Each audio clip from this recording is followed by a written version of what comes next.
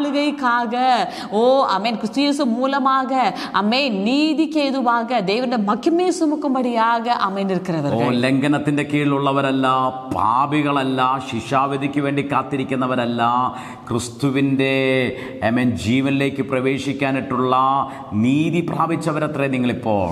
ആമേൻ. இப்பொழுது ആമേൻ നിങ്ങൾ மீறுதலுக்கு உட்பட்டவர்கள் அல்ல, பாவிகள் அல்ல, அக்கிரமக்காரர்கள் அல்ல, மாறாக கிறிஸ்துவினுடைய ജീവനുக்கு ഉட்பட்டவர்களாய் இருக்கிறீர்கள். ക്രിസ്തുവിന്റെ ജീവനിലേക്ക് പ്രവേശിക്കണമെങ്കിൽ പാപത്തിന്റെ അടിമത്തത്തിൽ കിടക്കുന്നവർക്ക് കഴിയത്തില്ല.